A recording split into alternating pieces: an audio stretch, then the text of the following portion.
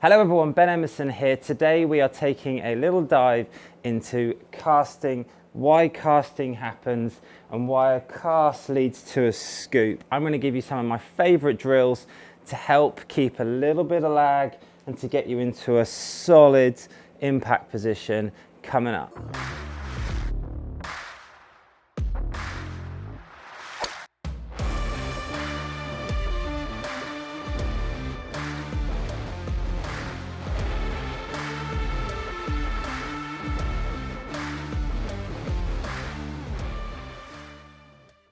So first of all, it's really important to understand how can you identify lag, how can you identify if you are casting the club.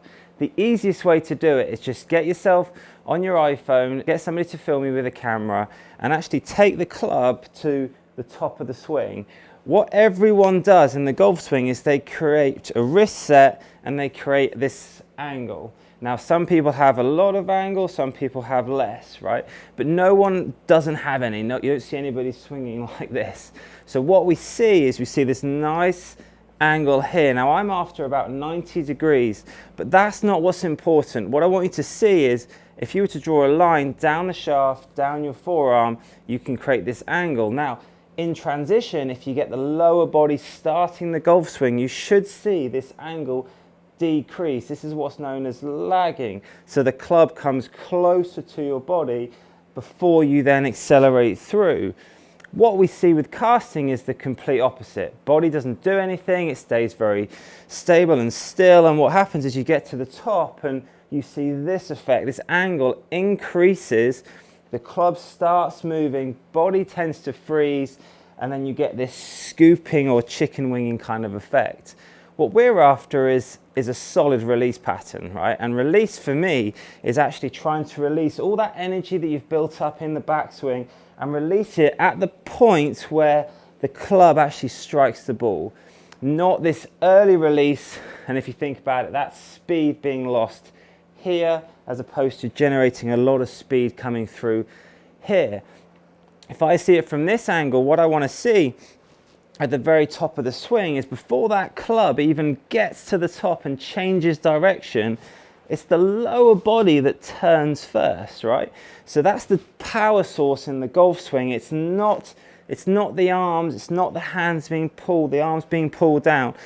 Too many people, in my opinion, they've read about lag, they want to see this angle, so they try and do it the wrong way. They try and hold the angle, so they actually get to this position and it gets very forced, it gets very aggressive. When you look at tour players, they do the complete opposite. It's not aggressive at the top. It has this kind of nice, kind of relaxing feeling where gravity is just dropping the club. It's dropping the club and then you're accelerating through. Release, like I said, is past the ball. That's where we want to see power.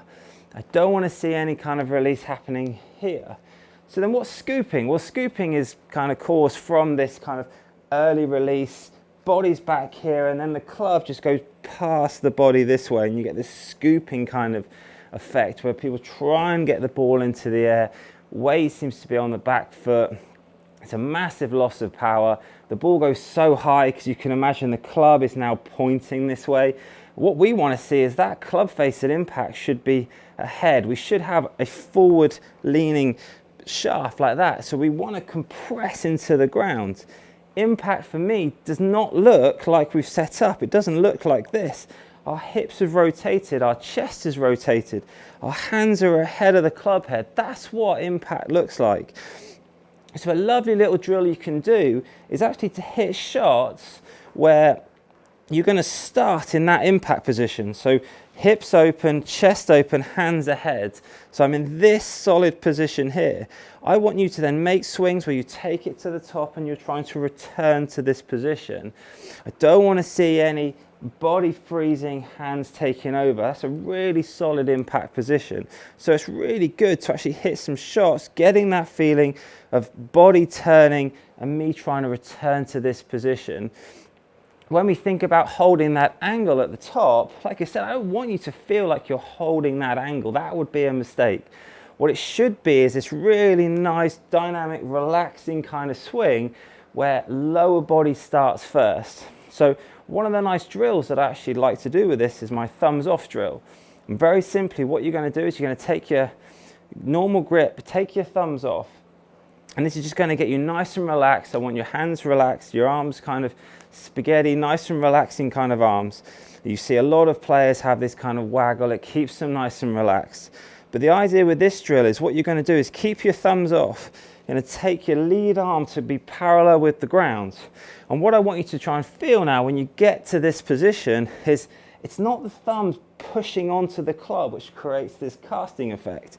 What I want you to feel is with the thumbs off is this nice relaxing motion where lower body is going to start the swing and that club is going to fall onto your thumbs. You're going to get this nice kind of relaxed motion, nice relaxed swing. It's not going to be aggressive, it's not going to be forced. I know we live in this power world now, but it just gets so lost. Good players do not try and hold this angle. They do not get aggressive from the top. It's all very much lower body. These are your strongest muscles. We need them working, we need them doing something. So you put it all together and hopefully you hit shots like this.